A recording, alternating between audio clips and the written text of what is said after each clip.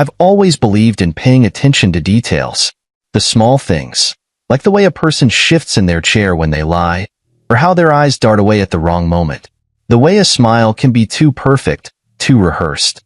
It's a skill I picked up over time, mostly as a survival mechanism. And this morning, as I sat at my sister-in-law Caroline's dining table for our monthly family brunch, that skill was screaming at me. Jessica, my wife, placed a steaming cup of coffee in front of me. Her lips curved into that sweet, effortless smile she had perfected over the years. "Made you a special coffee, honey," she said, her voice smooth as silk. Now, I don't claim to be a coffee connoisseur, but I know how coffee should smell. I know the deep, earthy aroma, the rich bitterness that fills the air before you even take a sip. This was different. The second the steam hit my nose, something twisted in my gut. There was an underlying scent, faint but unmistakable, metallic. I didn't react. Didn't let my face betray a single flicker of suspicion. Instead, I picked up the cup, swirling the dark liquid gently, pretending to appreciate her effort. "How sweet," I murmured, offering a small smile in return. Jessica's eyes flickered. Just for a second. Barely noticeable, unless you were looking. Unless you knew what to look for. Across the table, Caroline stirred her own coffee lazily, her long nails tapping against the porcelain. She always played the role of the casual observer. Watching, waiting, pretending she wasn't in on whatever was happening behind the scenes. I had learned the hard way that with these two, nothing was ever casual. Over the past year, I'd been sick more times than I could count. Stomach pains that kept me doubled over in bed. Nausea so intense I could barely stand. Emergency room visits with doctors scratching their heads, unable to explain why my body was betraying me. And always, it happened after a meal prepared by Jessica or during one of these brunches at Caroline's house. Coincidence? Maybe once. Maybe twice. Not this many times. I had theories, of course. Wild, twisted suspicions that any sane man would dismiss. But I'd learned that ignoring the signs didn't make them disappear. So today, I had a plan. I reached for my phone, pretending to check a message. Then, with a perfectly timed stumble, I bumped the table, just enough to make the cups clatter, just enough to create a moment of chaos. "Ah, damn," I muttered, steadying myself. Jessica's hand shot out, her fingers gripping the table's edge. A natural reaction, maybe, but her eyes went straight to my coffee cup. Not me. The cup. That told me everything I needed to know. As I straightened, I reached out, switching my coffee with Caroline's. It was quick, effortless. The kind of move you learn after years of playing defense in a game you never signed up for. Caroline barely glanced up, too absorbed in whatever she was typing on her phone. "Jessica, though?" She noticed. She recovered quickly, forcing another smile. But I saw the moment of hesitation, the way her throat worked as she swallowed. "Careful, honey," she said, her voice light. "Don't be too clumsy. Wouldn't want you spilling that special coffee I made just for you." I chuckled, lifting the new cup to my lips, pretending to sip. The scent still lingered in the air, twisting my stomach into knots. But now, it wasn't my problem anymore. I placed the cup back on the table, watching, waiting. 30 minutes. That's all it would take. Caroline didn't know it yet, but she was about to become the proof I needed. The proof that my own wife was trying to poison me. 30 minutes. That's all it took. I sat there, calm and patient, watching as Caroline's fingers trembled slightly around the handle of the coffee cup. At first, it was subtle, barely noticeable, just a slight hesitation in her grip. But I saw it. I saw everything. Jessica sat beside me, her body stiff despite the relaxed smile she kept plastered on her face. She was watching too, though she tried to pretend otherwise. Every few seconds, her gaze flicked toward me, then toward Caroline, then back to me again, like she was expecting something to happen. The only problem? It wasn't happening to me. Caroline let out a breath, shifting in her seat. She rubbed her fingers against her temple like she was trying to shake off a headache. "Ugh," she muttered under her breath. "I feel weird." Jessica turned her head sharply, her smile faltering for just a second. "Weird how?" Caroline frowned, blinking a few times. Her normally sharp eyes looked unfocused, like she was struggling to keep up with the conversation. Just off. My hands feel tingly, she murmured, flexing her fingers. And my stomach. Jessica's fingers curled around the edge of the table. Her knuckles were turning white. Maybe it's just the heat, she said quickly, forcing a chuckle. Or maybe you didn't eat enough this morning. I leaned back, resting my arm casually along the chair, pretending to be oblivious. Inside, my pulse was pounding. I knew that reaction. I'd lived it too many times. The nausea that starts as a pit in your stomach, spreading like an invisible sickness. The dizziness that makes the world tilt slightly, just enough to disorient you. The tingling in the fingers, the sudden weakness in the limbs. I'd felt all of it before. And now, Caroline was feeling it. I glanced down at the coffee cup in front of me, the one that should have been mine. It was still untouched, the steam curling lazily into the air. That strange metallic scent still lingered, taunting me. Jessica's hand reached toward her own cup, but she didn't drink from it. She was watching, waiting. I saw the moment realization hit her. Her breath hitched, her back straightened, and for just a second, just a fraction of a second, her eyes widened in horror before she masked it. Oh, she knew. She knew. This wasn't an accident. This wasn't just paranoia on my part. She had planned this. She had expected me to drink that coffee. And now, as she watched Caroline's body betray her, the weight of her mistake was sinking in. The coffee was poisoned, and she had poisoned it. My own wife. I turned to Caroline, studying her carefully. Her breathing had quickened slightly, and her fingers were now gripping the table as if to steady herself. Her usually sharp tongue had been replaced by sluggish confusion. What exactly did you put in that coffee, Jess? I asked, keeping my voice light, casual. Jessica flinched. What? Caroline doesn't look too good. I gestured to her sister, who was now pressing a hand against her stomach. And it's strange, because that's exactly how I've felt. Oh, let's say the last 5 times I've had a meal at your sister's house. Jessica laughed, but it was forced, too high-pitched. Nathan, that's ridiculous. Is it? I tilted my head. Because I've been hospitalized, 3 times in the last 6 months? All with symptoms no one could explain. And now, I don't drink the coffee, but Caroline does, and suddenly, she's sick? That's quite the coincidence, don't you think? Jessica's throat bobbed as she swallowed. You're being paranoid. Caroline let out a soft groan, rubbing her forehead. Jessica. Her voice was quieter now, almost breathless. What was in that coffee? Jessica's mask cracked. It was brief, barely a flicker, but I saw it. A glimpse of something raw, something panicked. Caroline, don't be ridiculous. It's just coffee, she snapped, a little too defensively. Caroline blinked up at her, her face pale. No, I said, standing up slowly. It's not just coffee. And you know that, don't you, Jessica? Her eyes darted toward me, then toward Caroline, then back again. Trapped. I pulled my phone from my pocket, unlocking it with a quick swipe of my finger. The recording app had been running since the moment she set that cup in front of me. See, here's what's going to happen, I said evenly, my voice carrying across the table. I'm going to call an ambulance. Caroline is going to get the medical attention she needs. And then, I'm going to make sure they run a full toxicology screen. Jessica's hands clenched into fists.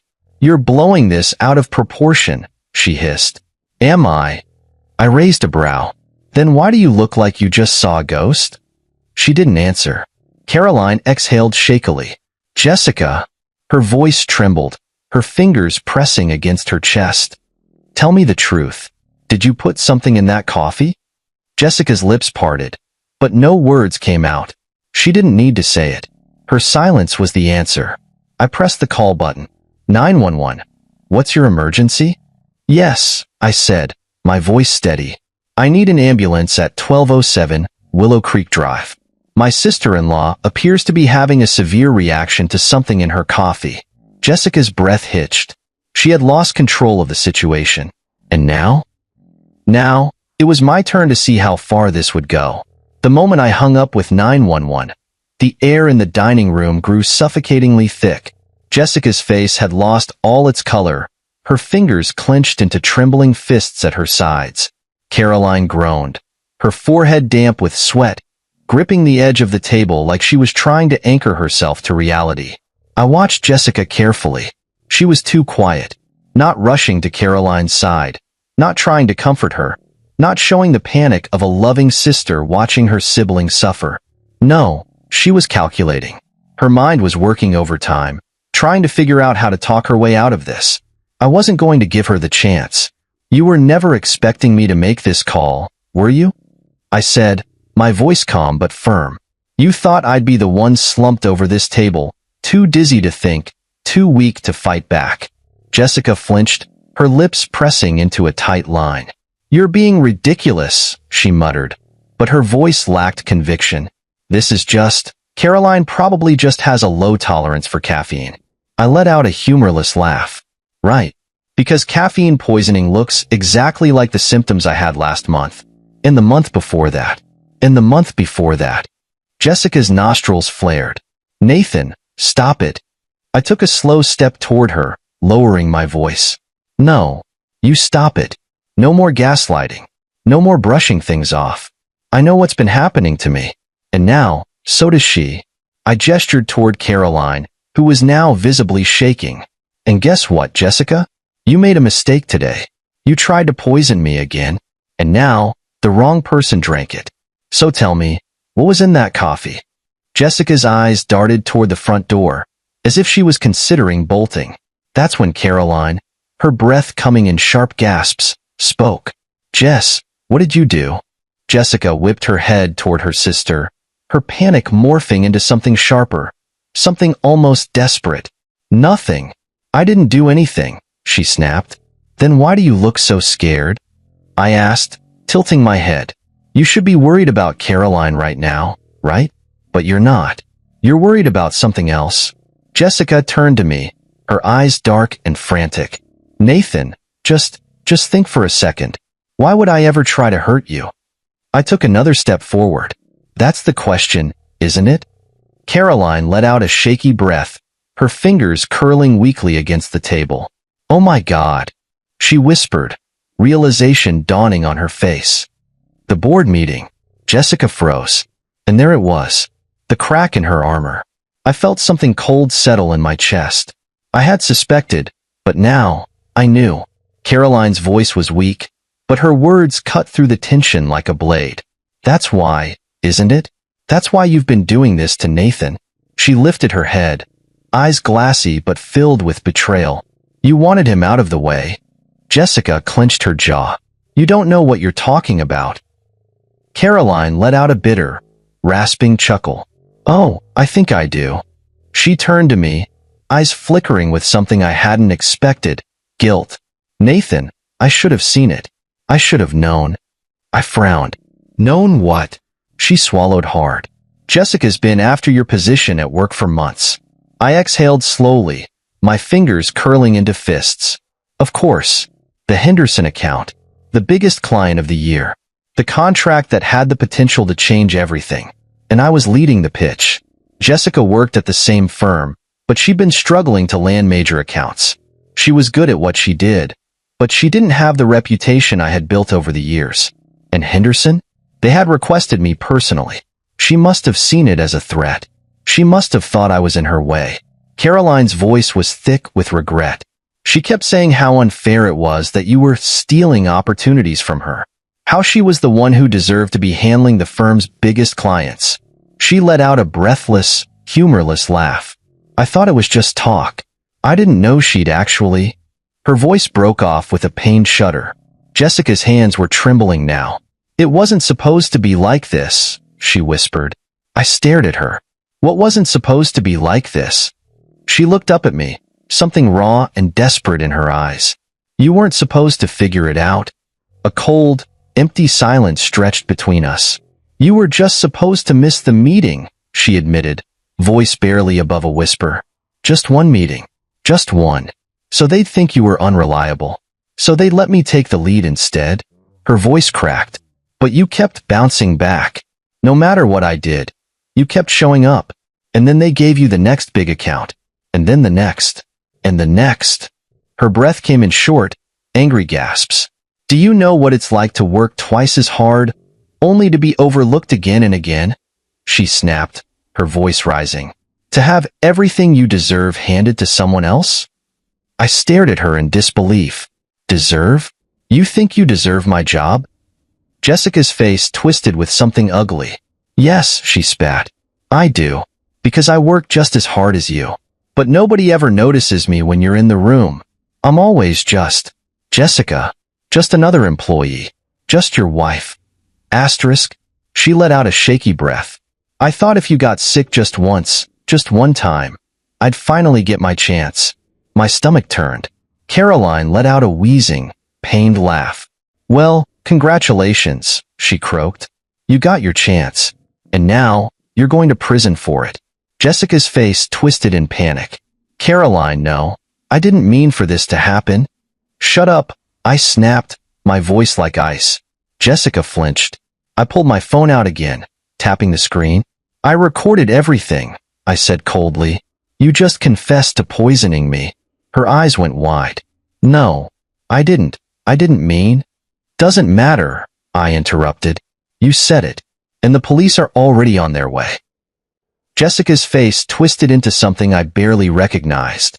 A mixture of rage, panic, and sheer disbelief. You, she started, but the distant sound of sirens cut her off. Her head snapped toward the window, her hands shaking violently now. Caroline exhaled shakily. You're done, Jess, she whispered. It's over. And for the first time since this nightmare started, Jessica realized she had lost. The sirens grew louder, and Jessica's breath quickened. She looked like a cornered animal, eyes darting toward the front door, the windows, the hallway, anywhere that could offer an escape. But there was nowhere to run. I didn't take my eyes off her as I stood by Caroline's side, gripping my phone like it was my lifeline. Because right now, it was. A moment later, the paramedics burst through the front door, their voices brisk and professional as they moved toward Caroline. What are her symptoms? One of them asked, already kneeling beside her. She's dizzy, weak, nauseous. I listed, stepping back to give them space. Her hands have been shaking. She's having trouble keeping her balance. Caroline groaned as one of the medics checked her pulse, then flashed a light into her eyes. Her pupils are dilated, he murmured to his colleague. Possible toxic reaction. Jessica stood frozen in place, watching with wide eyes. Ma'am, the paramedic turned to her. Do you know what she's ingested? Jessica's mouth opened and closed. No words came out. I do, I said calmly. She drank my coffee, the one my wife made specifically for me. The paramedic glanced at Jessica, his face unreadable. Do you know what was in it? Jessica's lips trembled. I just made regular coffee, she whispered. I pulled out my phone and pressed play on the recording. Jessica's confession echoed through the room. You were just supposed to miss the meeting. Just one. So they'd think you were unreliable. The paramedic's head snapped up. His expression shifted immediately. What had been neutral concern turned to something much more serious. We need to get her to the hospital now. Two medics lifted Caroline onto a stretcher as she whimpered in pain. I'll ride with her, I said quickly. Jessica took a step toward me, her face pale. Nathan. I turned on my heel and walked away, leaving her standing there as the police car pulled into the driveway. The ride to the hospital was tense. Caroline's breathing was shallow, and every few minutes, she shivered violently despite the blanket wrapped around her. I sat beside her, watching helplessly as the medics administered oxygen, monitoring her vitals. Nathan, her voice was faint. You knew, didn't you? I swallowed. I had my suspicions. She let out a weak, bitter laugh. Guess we both learned the hard way. I didn't respond. There was nothing to say. The moment we arrived at the hospital, nurses rushed her into a treatment room while a doctor peppered me with questions. What she ate, what she drank, when the symptoms started. I told them everything. Then I handed over my phone. I recorded her admitting to it. I told the attending physician. Check Caroline's toxicology report. I'd bet my life this isn't the first time my wife has done this. The doctor's expression darkened. "We'll run every test necessary." 2 hours passed. I sat in the waiting room, my hands clasped together, my thoughts spiraling. I replayed everything in my head. The months of illness, the lies, the dismissals, the careful way Jessica had orchestrated it all. The pieces fit too well. She had planned this. Every single step of it. She hadn't just wanted me to miss one meeting. That had been the start.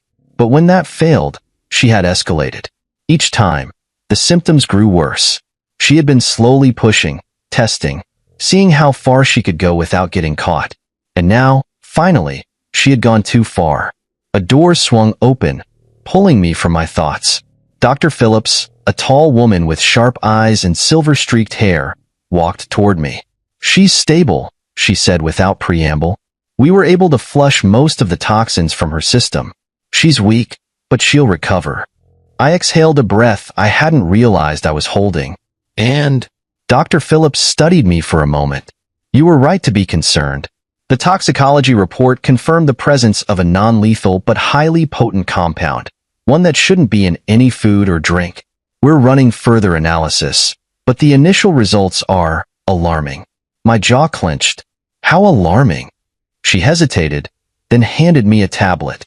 The screen showed a list of chemical compounds, medical terms I barely understood, except for one word. "Rodenticide?" I said, my voice barely above a whisper. Dr. Phillips nodded grimly. "A slow-acting poison often used in pest control. In small doses over time, it causes fatigue, nausea, muscle weakness, but in concentrated amounts?" She met my gaze. "It could be fatal." My stomach churned. She hadn't just been trying to sabotage me. She had been trying to kill me. "Would you be willing to speak with law enforcement?" the doctor asked. I let out a slow breath. "I already have evidence. And I'm not stopping until she pays for what she's done." Dr. Phillips nodded, as if she had expected nothing less. Just then, a voice broke through the hospital's quiet hum. "Nathan." I turned, and there she was. Jessica, standing at the entrance of the waiting room, her hair slightly disheveled, her breathing uneven. 2 uniformed police officers flanked her, their hands resting on their holsters. "Don't say a word," one of them instructed. Jessica's eyes locked onto mine, filled with something I couldn't quite decipher. Fear? Desperation? Remorse? "I didn't mean to," she whispered. My blood ran cold. The officer nearest to her stepped forward. "Nathan Bennett, we'll need a formal statement from you." I stood up, leveling my gaze at my wife. The woman I had once trusted. The woman who had loved me, or at least pretended to. "Don't worry," I said, voice steady. "I'm ready to talk." Jessica's lips parted, as if she wanted to plead, beg, but she knew. She had already lost. The officer turned to her. "Jessica Bennett, you're under arrest for attempted poisoning, reckless endangerment, and conspiracy to commit harm." The words echoed through the hallway. Jessica inhaled sharply. "Nathan." I held up a hand. "Don't. Just don't." Her face crumbled. I turned away from her as the officers led her down the hall, their footsteps heavy against the tile floor. Dr. Phillips placed a hand on my shoulder. "This isn't over yet," she murmured. I nodded. No, it wasn't over.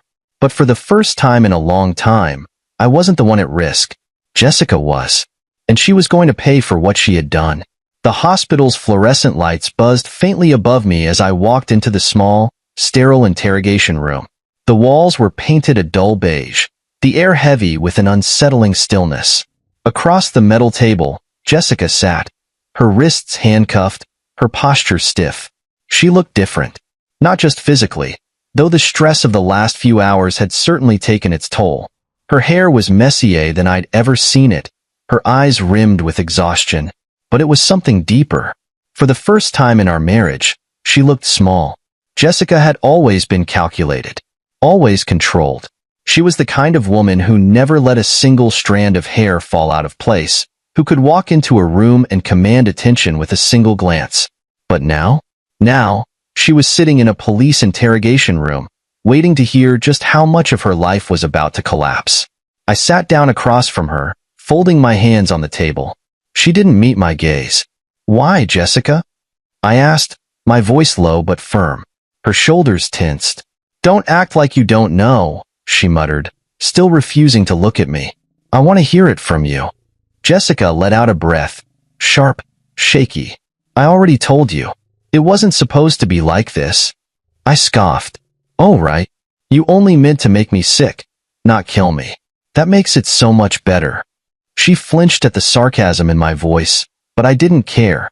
"I need to understand," I continued, my tone even. "I need to know how the woman I married, the woman I loved, could do something like this." Finally, she lifted her eyes. And for a brief moment, I saw it. The flicker of something beneath the cold calculation. Regret? Shame? Or just the horror of getting caught? Jessica inhaled slowly. "Do you know what it's like, Nathan?" she asked softly. "What?" "To be invisible," she whispered. I frowned. "Jessica, what the hell are you talking about?" She let out a bitter laugh. "You don't get it. You never had to get it. Everything has always been so easy for you." Her gaze sharpened, her fingers curling into fists. "You walk into a room, and people listen to you. They respect you. They want to work with you. Meanwhile, I've spent years busting my ass at that company, and no one ever saw me." I exhaled through my nose, keeping my emotions in check. "So you decided to poison me? That was your solution?" Jessica clenched her jaw. "It wasn't supposed to go this far." "You keep saying that." I leaned forward. "But it did." Her throat bobbed as she swallowed hard. "I just wanted a chance. A real chance. But every time I thought I had an opportunity, you were there. Taking every promotion, every major client, every account I worked twice as hard for." Her voice wavered. "So yeah, at first, I just wanted you to slow down. Just enough for people to finally see me." I shook my head in disbelief. "You don't sabotage people you love, Jessica." She blinked rapidly, as if my words had struck her, but she didn't deny it. "You know what the worst part is?"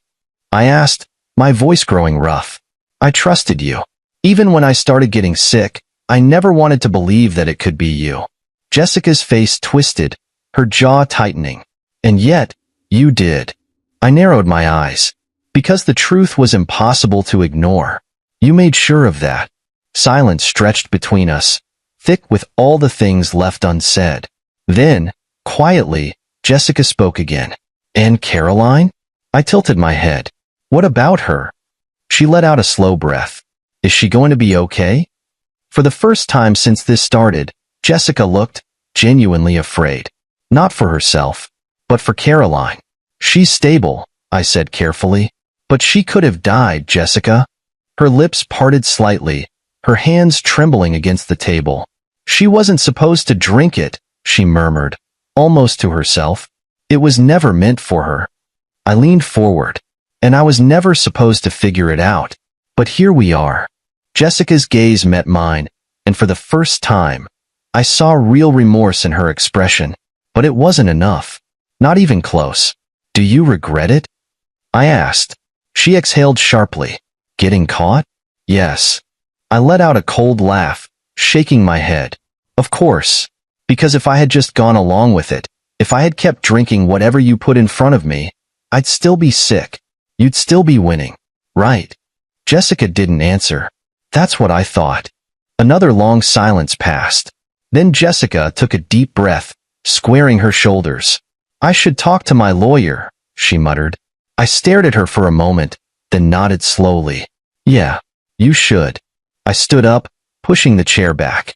Jessica's eyes flickered with something. Maybe she had expected me to say more. Maybe she had hoped for some kind of absolution. But I wasn't offering it.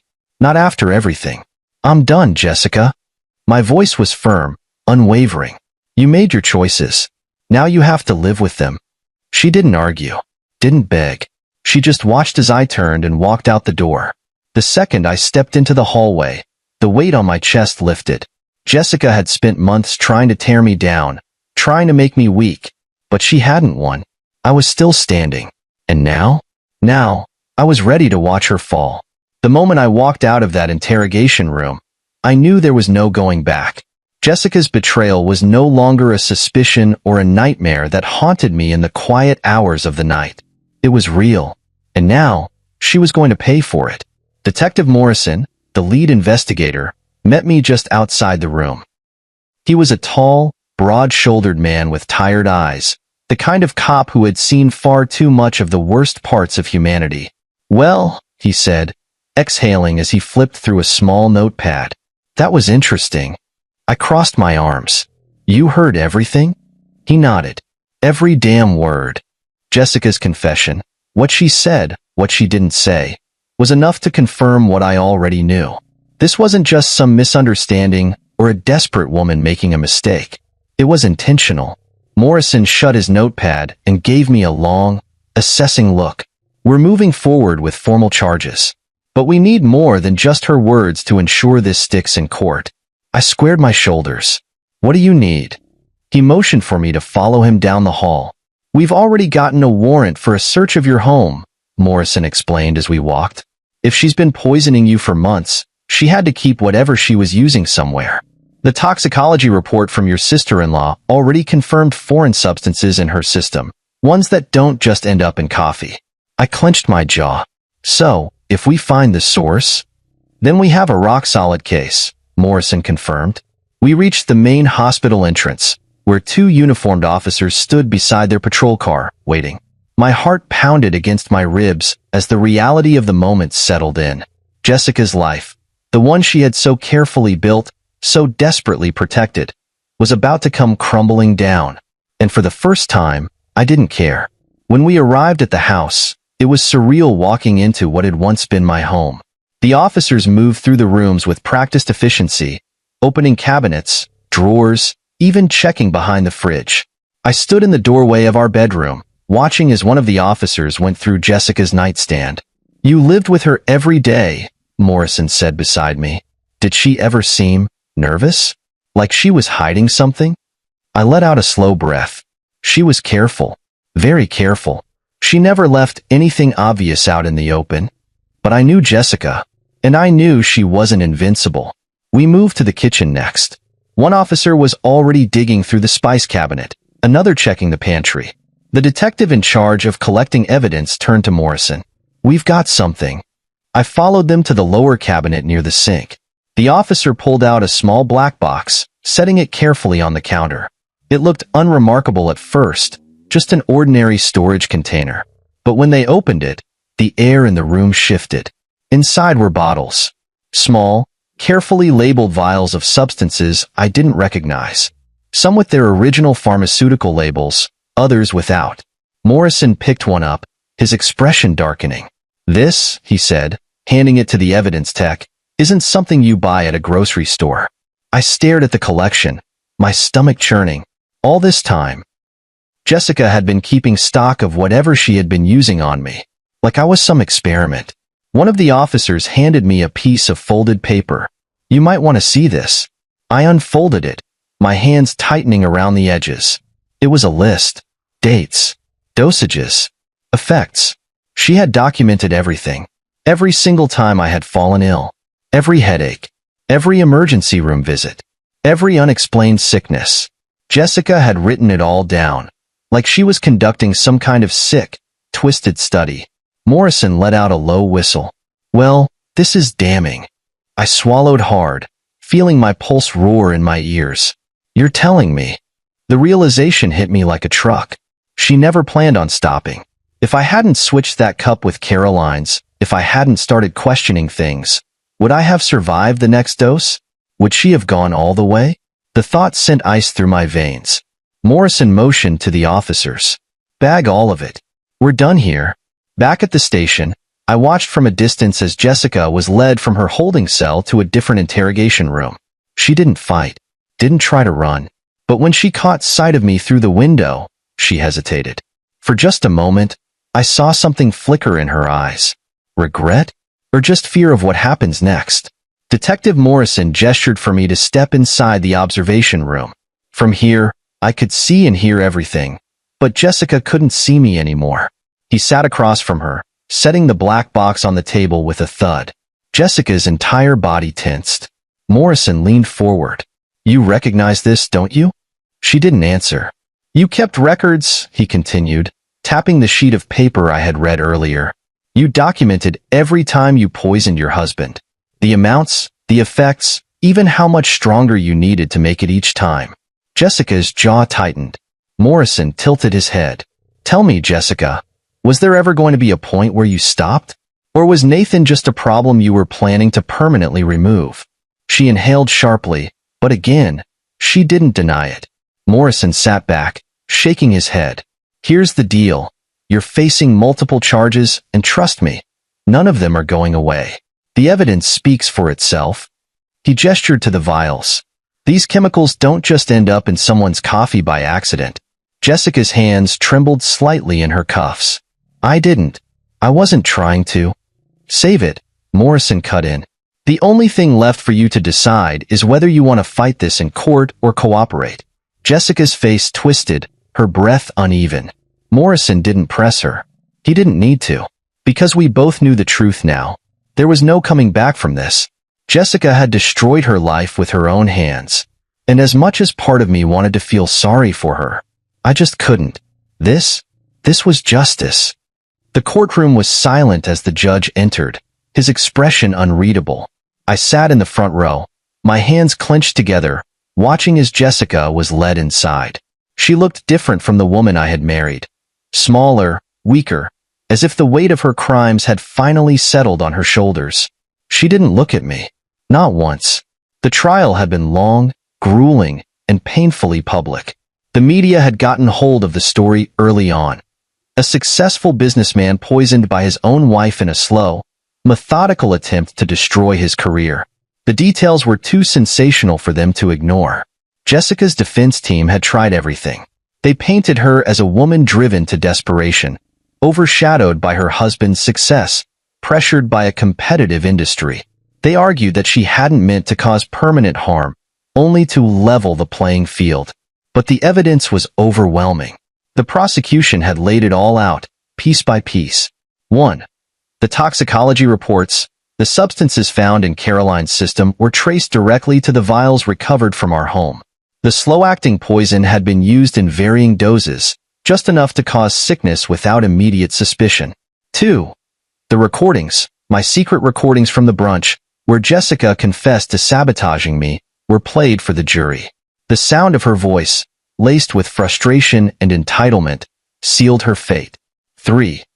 The documented pattern, the handwritten notes from our kitchen cabinet, Jessica's detailed log of my symptoms, had been particularly damning.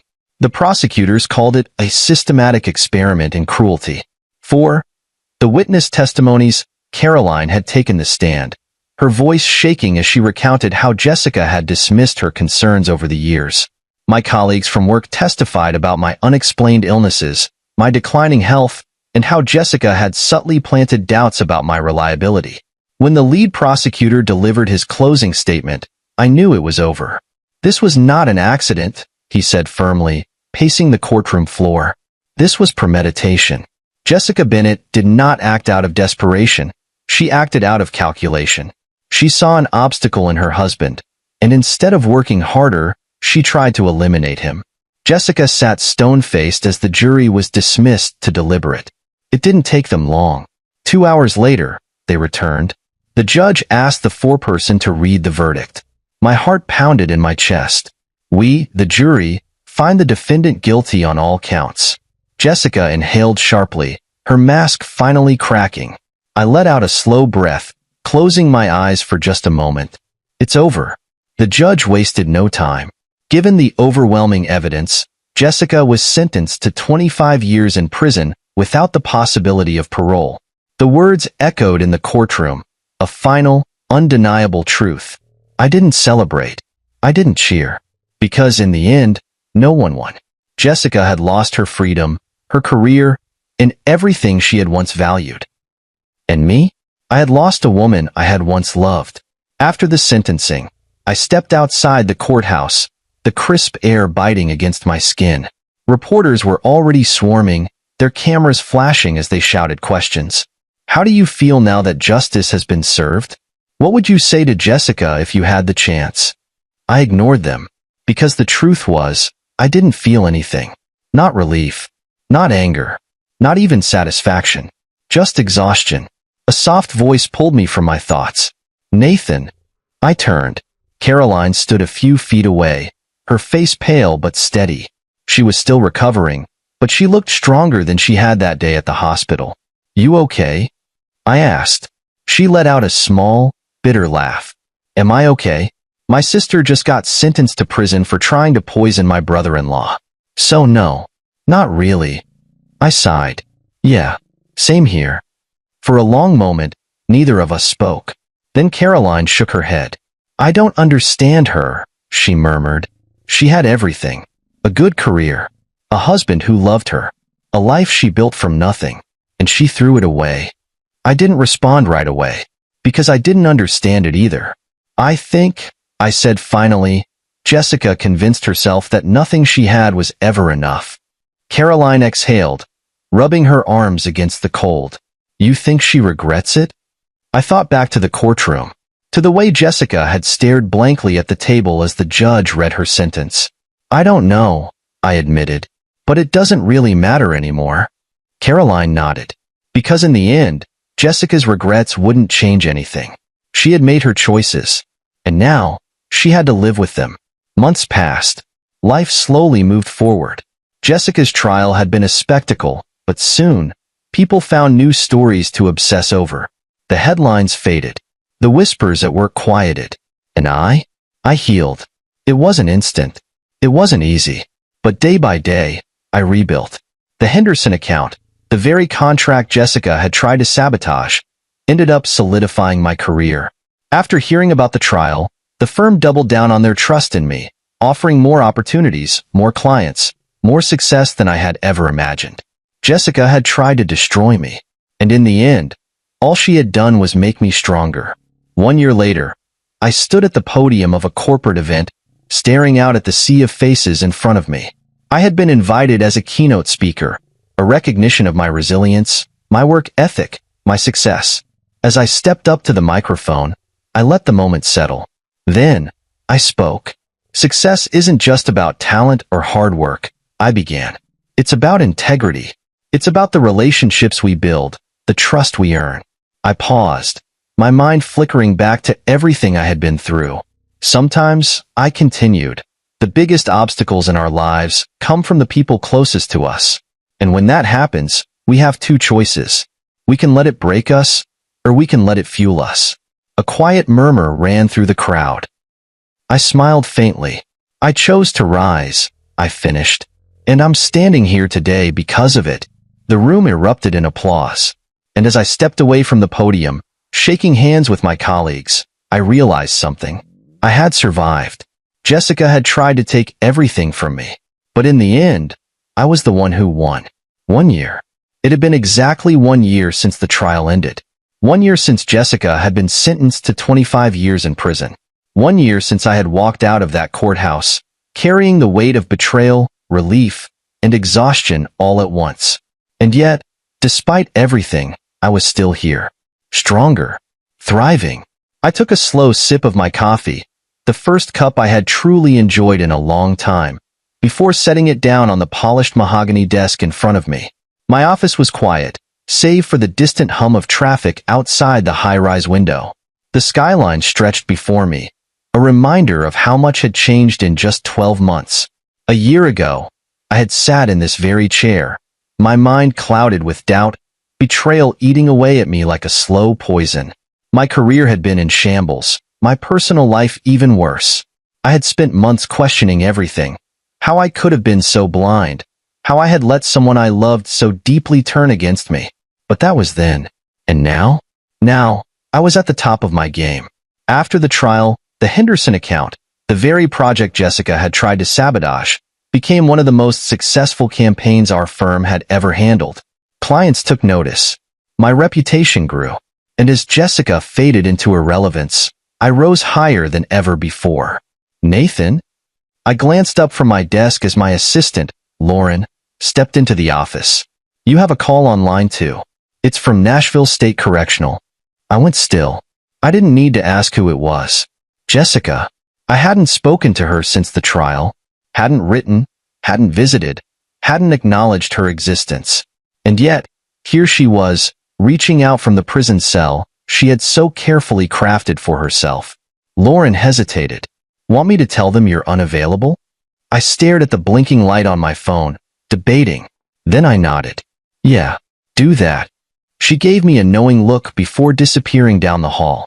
I leaned back in my chair, exhaling slowly. Jessica had already stolen enough from me.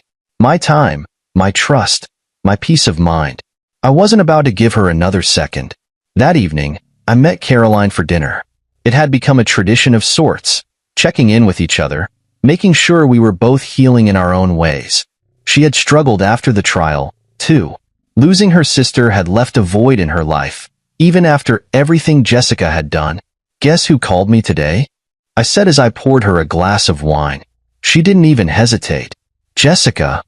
I raised an eyebrow. How'd you know? Caroline let out a tired laugh. She called me last week. I frowned. And? She shrugged. Begged for forgiveness. Said she regretted everything. Asked if I could help her get an appeal. I scoffed. An appeal? After everything?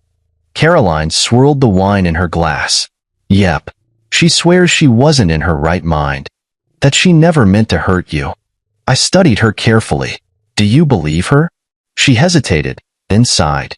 I think she regrets it, but not because she's sorry. I think she regrets getting caught. I nodded. That was exactly what I thought, too. Caroline tilted her head. Are you going to visit her? I let out a short laugh. Not a chance. She didn't argue. Instead, she raised her glass. To moving forward? I lifted mine in return. To moving forward. Months passed. The media stopped talking about Jessica. People stopped whispering about the trial. And I stopped thinking about her. For the first time in years, I could wake up without feeling like I had to look over my shoulder. I could go to work, meet with clients, live my life without fear. One afternoon, as I prepared for yet another high-profile pitch, my phone buzzed with an email notification. I almost ignored it until I saw the subject line. Henderson account, contract renewal. I opened it immediately, scanning the message. They were extending their contract for another 3 years. I sat back in my chair, a slow smile spreading across my face. Jessica had tried to take everything from me. And yet, despite all her efforts, I was still winning. That weekend, I took a trip out to the lake.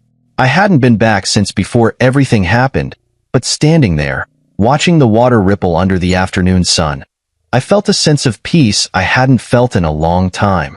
I pulled out my phone and scrolled through my saved messages. Then, with a deep breath, I deleted every single one of Jessica's texts. The ones where she had played the doting wife. The ones where she had pretended to care. The ones where she had sent passive-aggressive remarks about my career, my success, my future. One by one, I erased them. And with each deleted message, I felt lighter. Freer. Jessica's name no longer held weight over me. Her choices, her betrayal, her downfall. It was hers to carry now, not mine. And as I walked back to my car, taking one last look at the lake, I smiled.